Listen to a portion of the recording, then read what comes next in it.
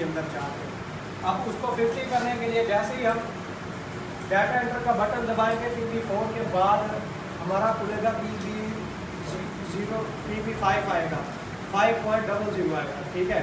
ये PB0.05 आएगा। हमने करना है डाटा एंटर, वहाँ पे आ जाना है हमारे 4 0 0 0 फिर 0.00 आएगा। उसके बाद हमने करना है डाटा एंटर, फिर ऊपर वाले एरो को दबा के वो उस पर डाटा एंटर करने से पहले हमने बटन दबाना है शिफ्ट का। यहाँ पे आएंगे PB05 के बाद खुलने में इस तरह के 4 0।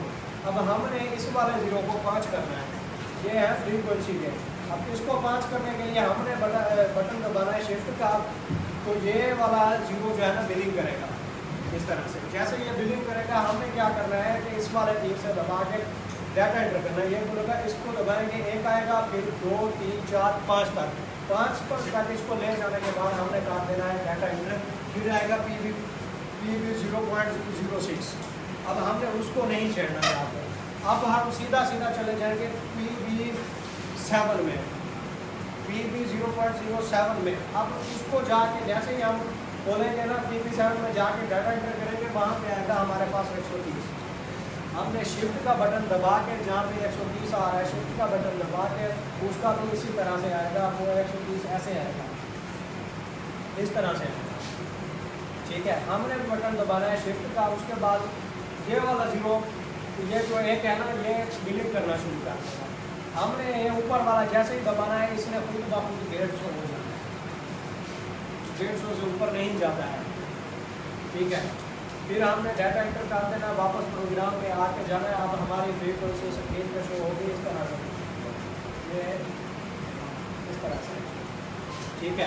लोग इसको आम जुबान में कहते हैं कि ये 5000 तक जा रहा है हमारा इन्वर्टर, लेकिन असल में ये होती फ्रीक्वेंसी है, ठीक है। ये एक बोल ये 0 हो गया ना, ये डॉट पे इस तरफ है, इस तरफ हमारे बन रहे हैं 50, इसका मतलब होता है फ्रीक्वेंसी। आम जुबान में इसको जो है ना सीधे सारे लोग बोलते हैं कि हमारा इन्वर्टर 5000 तक चल रहा है। बस इसको 5000 हमने नहीं कहना, हमने इसको कहना है 50 हर्ट्ज, ठीक है। अब यहाँ पे आके ये जैसे बिलिंग कर रहा होगा ना, हमने बटन दबाना है इसका स्टार्ट का बटन। जैसे ही दबाया ये 1 से 0 से शुरू होगा ऐसे, फिर ये ऊपर जाएगा 50 तक जाएगा, ठीक है। मोटर हमारी रन हो जाएगी। अब इसमें ये तो हो गए हमारे, लेकिन जो है VFD को जैसे ही खोलेंगे, जैसे जहाँ पे उसको कनेक्शन करने हैं ना, तो इस तरह की हमें मिलेगी एक बस बार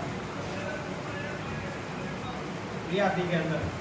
अब इस उसके अंदर होंगे टर्मिनल, उस बस बार के अंदर टर्मिनल लगे होंगे। अब यहाँ पे जो है ना उसने अर्थिंग का दिया होगा, यहाँ पे और यहाँ पे जो उसने अर्थिंग का दिया होगा, आप मर्जी जहाँ से उसको आते हैं।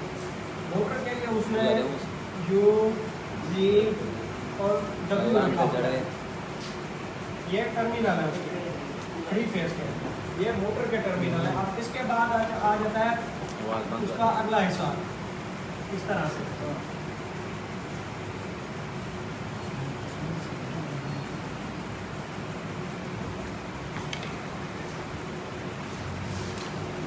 RST। अब उसके बाद आता है उसका ये ऑप्शन PB का। PB का मतलब है कि पुश ब्रेक, ठीक है। ये लिफ्ट की सेटिंग के लिए होता है, लिफ्ट की मोटर की सेटिंग के लिए, इसको छोड़ दें।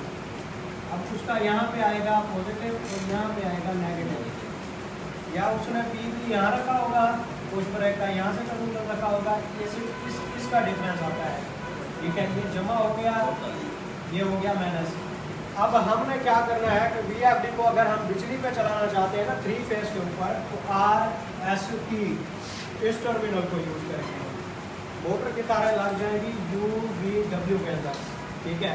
अब RST में हमने देने हैं 3 फेज।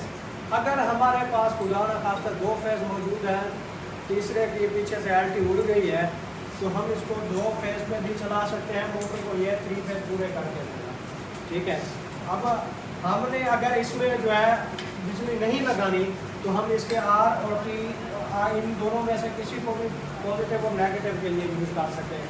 आप चाहे पॉजिटिव यहाँ पे लगा दो या नेगेटिव यहाँ पे लगा दो, लेकिन इन 3 ऑप्शंस के अंदर अब आप इनमें से RS3 को यूज़ कर लोगे। आमतौर पर लोग यहाँ से पॉजिटिव यहाँ देते हैं और नेगेटिव देते हैं यहाँ पे सोलर की, जो सिर्फ सोलर पे चलाना चाहते हैं, ठीक है। अब आ गया यहाँ पर प्लस और माइनस ये वाला। अगर हमने इन्वर्टर के अंदर बिजली साथ में यूज कर रही है तो फिर हम जो सोलर की तारें हैं वो यहाँ पे देनी है, जमा के अंदर जमा, माइनस के अंदर माइनस, ठीक है।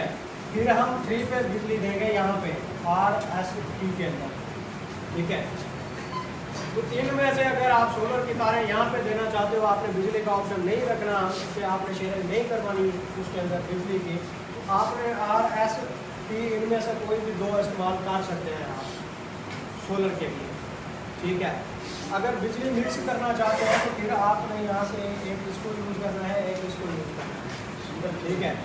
इसके अंदर जो है ना कम से कम 8 प्लेटों पे ये स्टार्ट होती हैं VFD, वेरिएबल फ्रीक्वेंसी ड्राइव। अब इससे जो छोटी होती है जो 220 में आती हैं, फिर 3 फेज के बाद 220 में आती हैं, तो उनको आप 6 प्लेटों पे ऑन कर सकते हैं, वो उनको भी 6 प्लेटों से काम नहीं लगेगी। लेकिन जो 3 फेज चलानी होती है वो कम से कम 8 प्लेटों में स्टार्ट होती है हमारी, ठीक है। अब इसके अंदर उसने बहुत सारे ग्रुप दिए हुए होते हैं। ये PCB ग्रुप है ना, उसको जो है ना हमने इंटरनेट के जरिए मोबाइल ऐप पर जाकर उसकी सेटिंग जो है ना हमने करनी होती है कि हम कहीं भी बैठे हैं ना, अगर डिवाइस के साथ इंटरनेट कनेक्ट होगा, हम कहीं पर भी जाके बैठ के कहीं से भी हम अपनी मोटर को चला सकते हैं, बंद कर सकते हैं, ठीक है। PCB ग्रुप में अब उसका आता है PA group, PB, P00, PB0.0 के 17 ग्रुप हैं, ये याद रखें आप। 17 ग्रुप में होता क्या है, हमने फ्रीक्वेंसी को स्टार्ट जल्दी और जो है ना बंद जल्दी करने की सेटिंग भी करते हैं, तो इसकी सेटिंग जो है ना लामहदूद है। लेकिन इसकी मेजर सेटिंग जो है ना, हम प्लेटों का करंट देने के बाद हमने सिर्फ PB की सेटिंग करनी होती है। PB में P0.00 ग्रुप की, उसके बाद 1 को छोड़ देना है, 2 को छोड़ देना है, 3 को छोड़ देना है, फिर हमने चले जाना है PB0.04 के अंदर। फिर उसकी जाके सेटिंग करनी है प्लेटों के हिसाब से। 15 प्लेटें हैं तो PB0.04 की सेटिंग हमने रखनी है 110 पे। अगर हमारे पास हैं 14 प्लेटें, ठीक है, तो हमने उसकी रखनी है 100 पे। अगर हमारे पास है 12 प्लेटें तो 80 उसके लिए मस्त है, बेहतरीन है उसके लिए, 80 से 85, ठीक है। तो ये तो उसके बाद हमने जाना होता है PB ग्रुप 5 के अंदर, PB ग्रुप 7 के अंदर।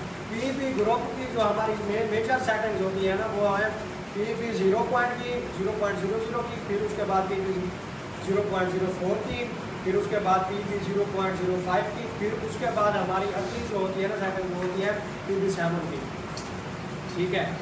उससे पहले हमने बाजार से खरीदी हुई VFD का PA तोड़ने के लिए ना हम PB ग्रुप को इस्तेमाल कर सकते हैं। PB 0.00 में जाके इसको जब ओपन करेंगे ना, हम डाटा एंटर करेंगे तो यहाँ पे ये 1 शो करेगा, उसको हमने 0 करना है, PO तोड़ देगा ये। लेकिन PO तोड़ने से पहले उसका जो है ना अच्छा हाल यही है कि उसको आप रिफ्रेश कर लें। रिफ्रेश करने के लिए हमें क्या करना होता है कि उसके लिए प्रोग्राम का बटन दबा के PB 0.00 में जाना होता है।